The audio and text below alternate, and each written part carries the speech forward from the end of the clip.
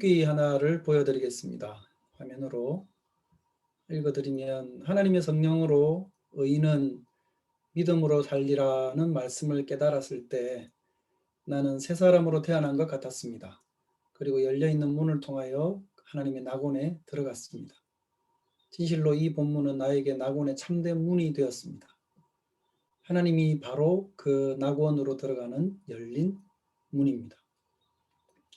이 본문이 나에게 낙원의 참된 문이 되었습니다. 라는 글입니다. 마틴 루터가 오늘 본문이었던 로마서 1장 17절 말씀을 두고 했던 그의 개인적인 고백이었습니다.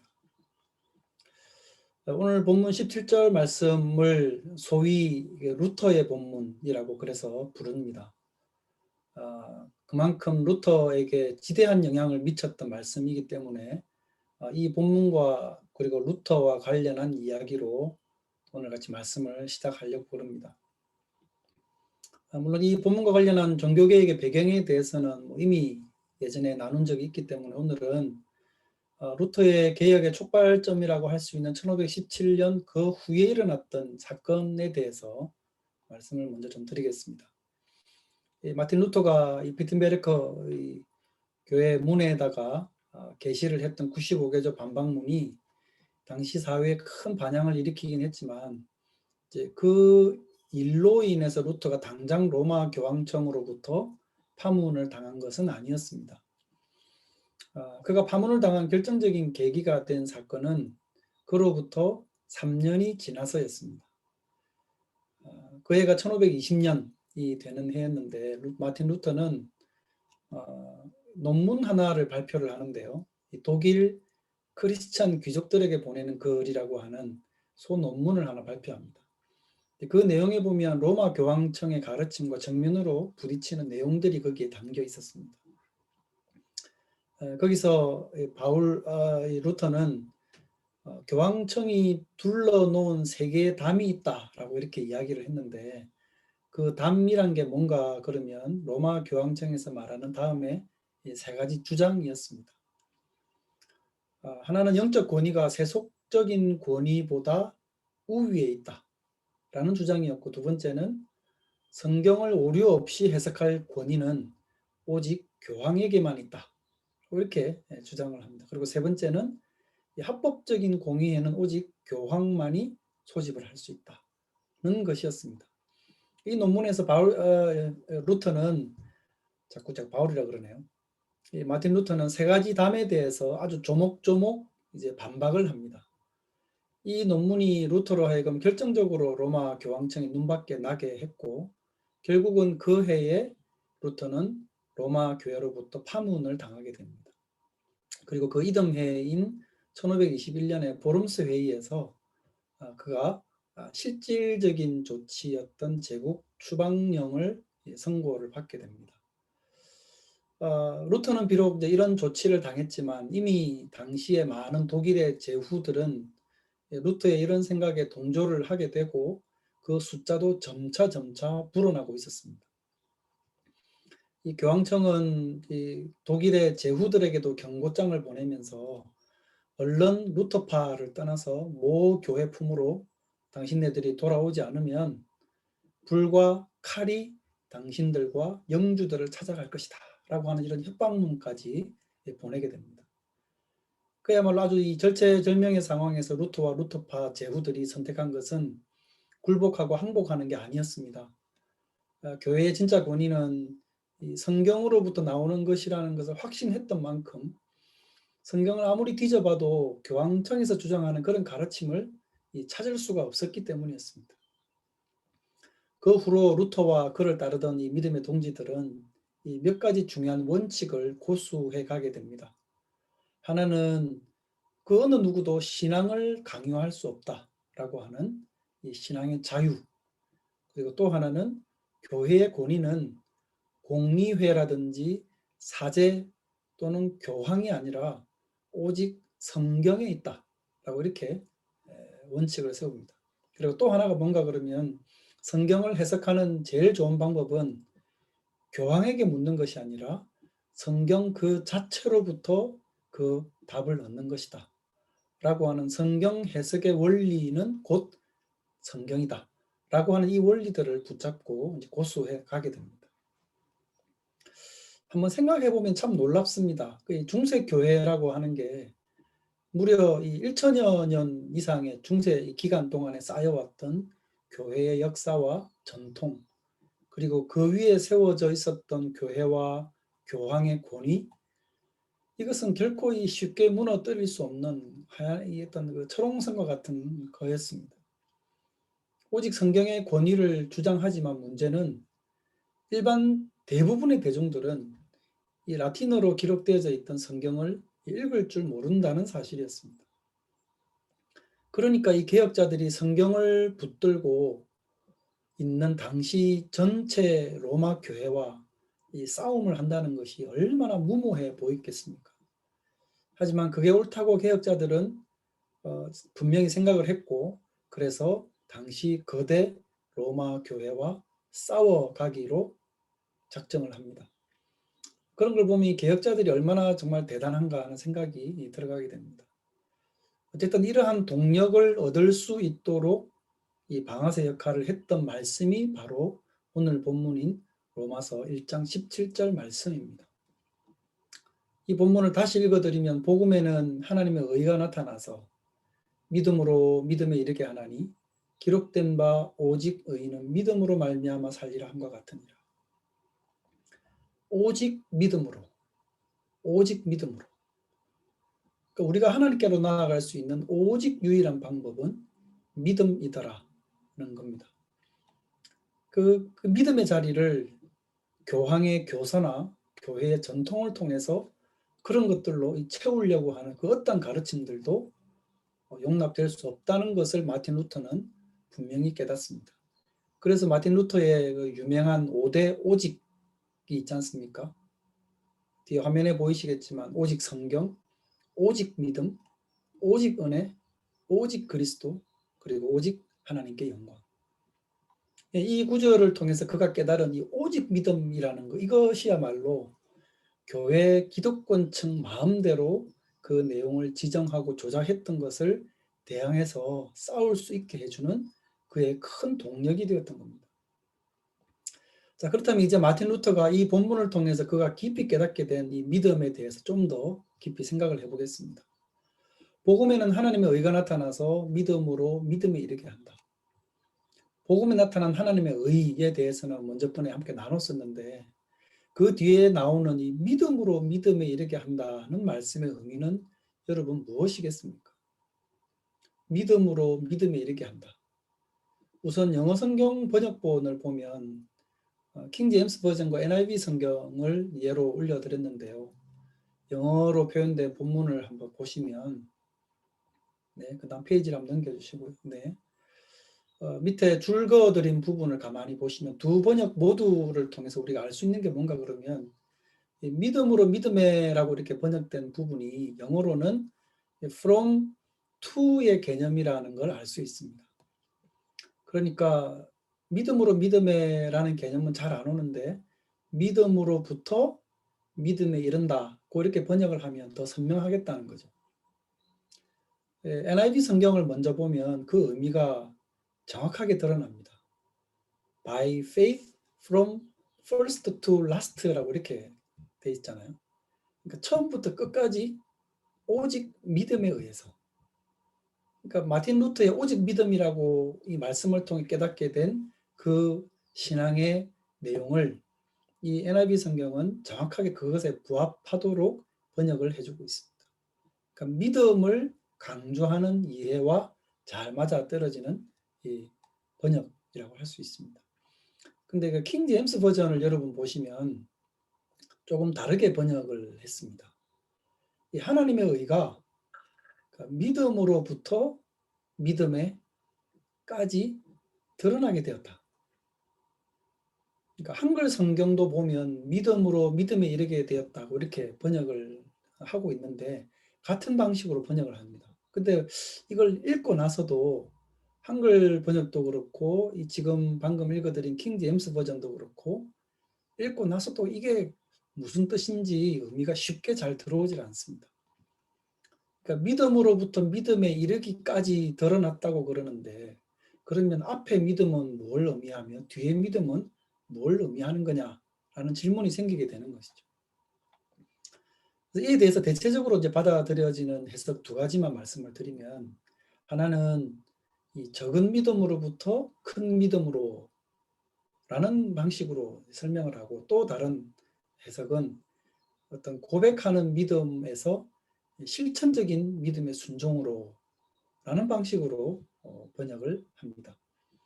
그러니까 이 두 해석 모두에서 알 수 있듯이 이 말씀이 의미하는 바는, 처음에는 어쨌든 작고 미약한 믿음으로부터 시작을 했지만 점차 큰 믿음에 이르게 된다는 의미에 있어서는 동일하다고 볼 수 있습니다. 그러니까 믿음으로 믿음에 이르게 한다는 말씀의 의미에 대해서 대체적으로 받아들여지는 두 가지 이해를 정리를 해드리면, 하나는 그것은 믿음을 강조하는, 그러니까 처음부터 끝까지 믿음, 오직 믿음이라고 하는 뜻을 담고 있고, 또 하나는 작은 믿음으로부터 큰 믿음으로 라는 정도로 이해를 할 수 있다는 거죠. 그런데 여기서 이 말씀을 이해하는 데서 또 하나의 그 본문에서 주는 힌트가 하나가 더 있습니다. 그게 뭔가 그러면 조금 전에 읽었던 17절의 뒷부분에 나오는 말씀인데요. 뒷부분에 보면 오직 의인은 믿음으로 말미암아 살리라고 되어 있는 이 부분입니다.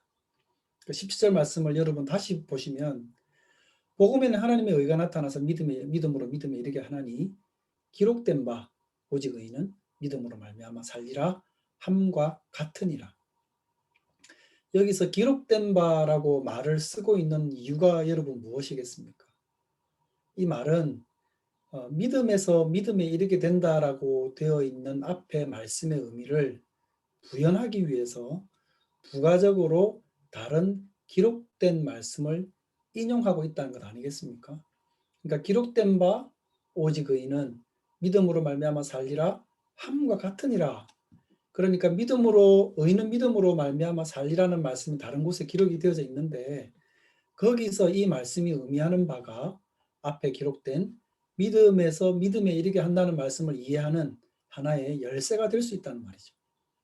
적어도 바울 사도는 그런 의도로 이 말씀을 인용을 하고 쓰고 있습니다. 그러면 의인은 믿음으로 말미암아 살리라는 말씀이 어디에 기록되어 있는가 그러면 하박국서에 기록되어 있거든요. 그곳에서의 이 말씀이 의미하는 뜻을 한번 생각해 보면 알 수 있겠습니다. 하박국서 2장 2절에서 4절 말씀을 보면, 여호와께서 대답하여 이르시되 너는 이 묵시를 기록하여 판에 명백히 새기되 달려가면서도 읽을 수 있게 하라. 이 묵시는 정한 때가 있나니 그 종말이 속히 이르겠고 결코 거짓되지 아니하리라.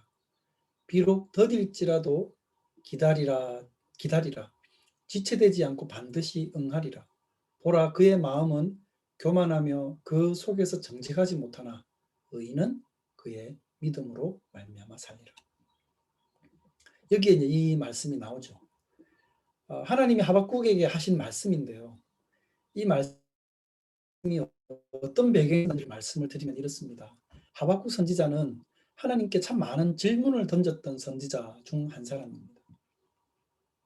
이를테면 이런 겁니다. 하나님, 백성들이 살려달라고 울부짖는 이 소리를 언제 들어주시려고 그럽니까? 저들이 당하고 있는 이런 억울한 일들 언제 풀어주시렵니까? 세상에 정의는 짓밟히고 악한 사람들이 선한 사람들을 등쳐먹고 있는데, 이럴 때 하나님은 왜 가만히 계십니까? 하나님, 어떻게 저런 나쁜 놈들을 재판관으로 통치자로 세우셔서 백성들이 이렇게 고통당하게 하십니까? 이게 이제 하박국 선지자가 하나님께 던졌던 질문들입니다. 우리가 갖고 있는 질문이기도 하지 않습니까? 요즘 뉴스를 여러분 보시겠지만 미얀마 사태를 보면서 참 안타까움을 느끼게 됩니다. 이 쿠데타를 일으킨 군부에 대해서 시민들이 들고 일어나니까 군부는 그 시민들을 향해서 총을 겨누고, 그래서 지금도 매일 사상자가 늘어나고 있는 상황입니다. 이에 대해서 국제사회는 비난 성명을 내는 것 말고 다른 실질적인 도움을 주지 못하고 있습니다. 미얀마 군부는 자국민들에게는 무자비한 폭력을 행사하면서도 이 외국인들에게는 피해가 가지 않도록 철저히 관리를 함으로써 이 국제사회가 개입할 여지를 주지 않는 그런 영악함도 보이기도 하죠. 많은 미얀마 국민들이 SNS를 통해서 국제사회에 도움을 요청하고 있는데도 남의 나라 내정에 함부로 간섭할 수 없다는 이런 국제관계 룰 때문에 그냥 보고만 있어야 되는 이런 상황이 참 안타깝습니다. 그러니까 그리스도인들이라면 이런 상황에 대해서 하나님께 질문을 던지지 않겠습니까? 하나님, 어떻게 저런 양민들이 학살당하고 있는 것을 가만히 보고만 계십니까? 왜 하나님은 이럴 때 가만히 계십니까? 그러니까 하박국 선지자가 당시 자기가 처해 있던 상황 가운데서 하나님께 던졌던 질문이 바로 이와 똑같았습니다. 어떻게 저렇게 악한 자들이 하나님의 백성을 괴롭히고 있는데도 하나님 왜 가만히 보고만 계십니까? 이에 대한 하나님의 답변은 뜻밖이었습니다. 하박국 1장 5절에서 10절까지의 내용인데요. 화면에서 보시겠지만 요약해드리면 이렇습니다. 너가 지금 그만큼 나에게 불평을 하고 있느냐? 사실 그것은 시작에 불과하다. 너가 앞으로 일어나는 일을 보게 되면 아마 놀라 자빠질 정도다. 왜냐하면 그보다 훨씬 더한 일이 너에게 닥칠 거니까.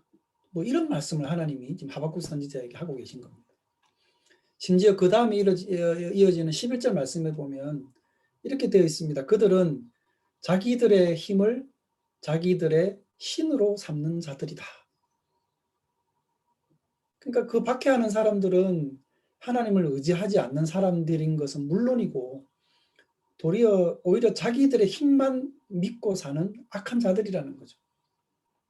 그걸 하나님이 뻔히 아시면서 그대로 그냥 보고 계신 것처럼 말씀을 마치 이 강 건너 불구경하듯이 그렇게 말씀하신다는 거죠. 그러고 나서 하나님이 의인은 믿음으로 말미암아 산다는 말씀을 하십니다. 그게 이제 하박국서 2장 3, 4절에 나오는 말씀인데요. 읽어드리면 그 종말이 속히 이르겠고 결코 거짓되지 아니할 것이다. 비록 더딜지라도 기다리라. 지체되지 않고 반드시 응하리다. 보라, 그의 마음은 교만하며 그의 속에서 정직하지 못하나 의인은 믿음으로 말미암아 살리라. 한마디로 말해서 세상은 절대로 변하지 않고 악해질 것이다. 하지만 의인은 믿음으로 살 것이니라. 무슨 말입니까? 그러니까 믿음으로 사는 것에 대해서 하박국 선지자가 이해하고 있었던 것과 하나님께서 답변을 하시는 것 사이에 분명한 차이가 있다는 걸 알 수 있습니다. 이게 무슨 차이입니까? 하박국 선지자는 이런 거였습니다. 하나님을 믿고 의지하는 사람이라고 하면 하나님께서는 당신을 믿는 사람들에게 그것에 상응하는 어떤 보답을 하셔야 되는 것 아니냐는 겁니다.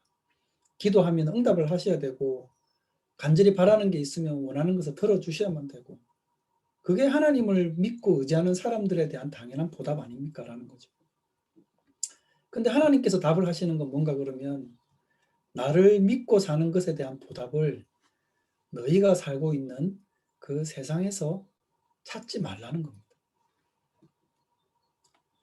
그러면 당연히 따라오는 질문이 여러분 무엇이겠습니까? 그러면 하나님, 우리가 하나님을 믿고 사는 유익이 무엇입니까? 라는 질문 아니겠습니까?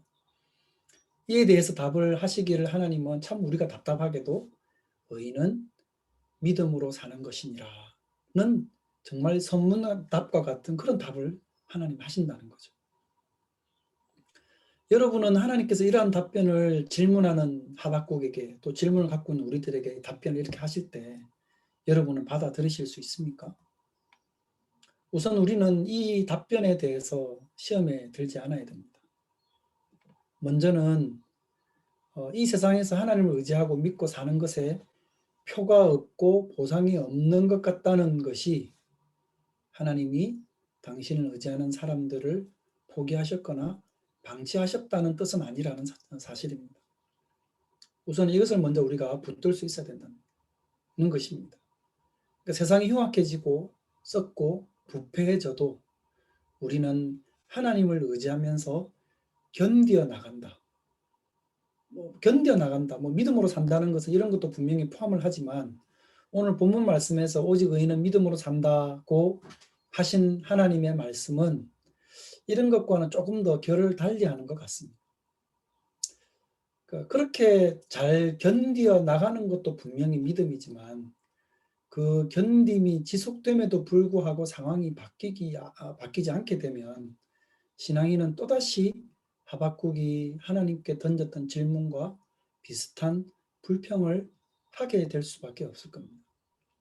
이만큼 기다렸는데도 왜 하나님 답을 주시지 않습니까? 라는 방식으로 또다시 하나님께 질문을 하게 된다는 것이죠. 그것보다도 의인은 믿음으로 산다는 이 말씀은 그런 차원을 좀 뛰어넘는 어떤 말씀으로 이해를 하는 것이 옳을 것입니다. 뭐 그렇다고 해서 어떤 그보다 훨씬 더 고차원적인 믿음이 있다는 그런 뜻은 아닙니다. 그러한 악한 자들이 하나님의 계획과 뜻을 무너뜨릴 수 없다는 것에 대한 신뢰를 의미하는 것이다 라고 이야기를 하는 게 더 옳겠다는 거죠. 그러니까 세상에 악인이 득세하고 부정과 부패가 만연하고 또 많은 악한 사람들이 더 승승장구하는 것 같은 것을 보게 된다 해도 그것에 의해서 하나님의 보호하심과 간섭과 하나님의 뜻이 방해되거나 변질되어질 수 없다는 것을 우리가 일종의 선언하고 고백하는 믿음이라는 겁니다.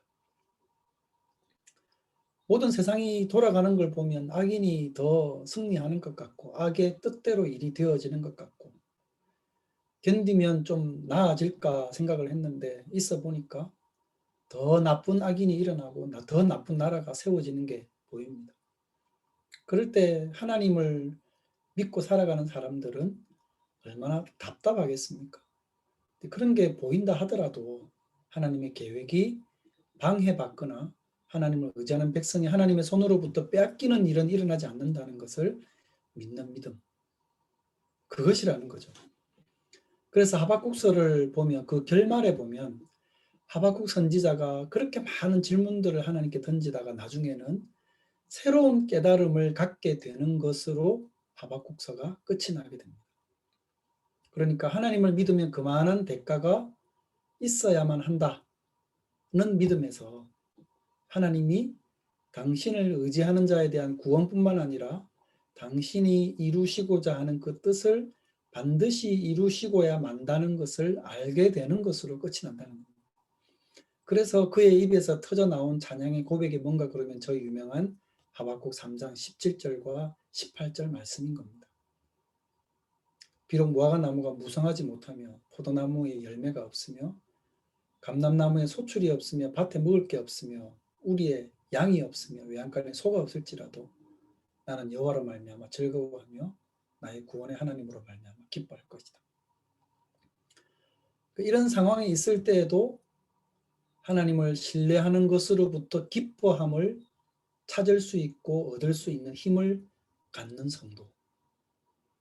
결국 하박국 선지자는 하나님의 응답이 더디고 없는 것 같은 그런 고통의 환경 가운데에서 새로운 차원의 믿음을 깨닫게 되어집니다.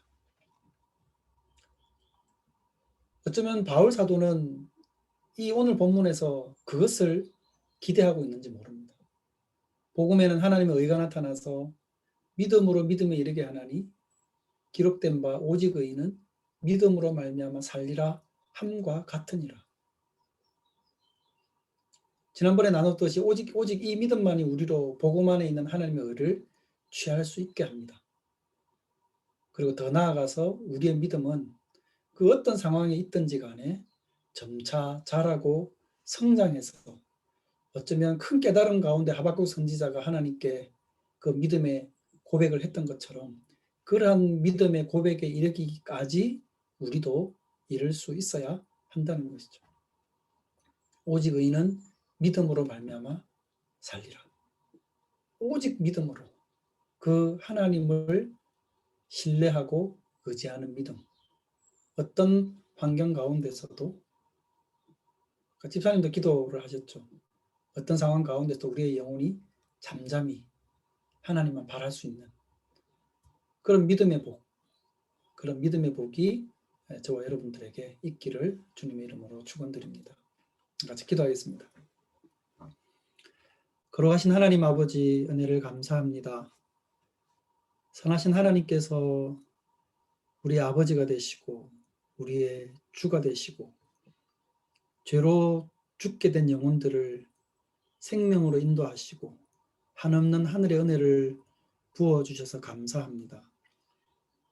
주 선하신 하나님을 믿고 의지하며 살아가면서 이 땅 가운데 있는 우리에게 생겨지는 많은 질문들, 그러나 그 가운데서도 하나님을 철저히 의지하고 하나님을 신뢰하며 살아가는 믿음, 어떠한 환경 가운데서도 하나님의 뜻과 계획과 이루시고자 하는 그 일에는 어떤 것도 영향을 미치지 못하고 변함이 없을 것임을 우리가 깨닫고 그 하나님의 뜻과 기뻐하시는 보호함 가운데 우리의 영혼이 늘 평안하며 잠잠히 바라며 믿음 가운데 거할 수 있도록 은혜 베풀어 주시옵소서.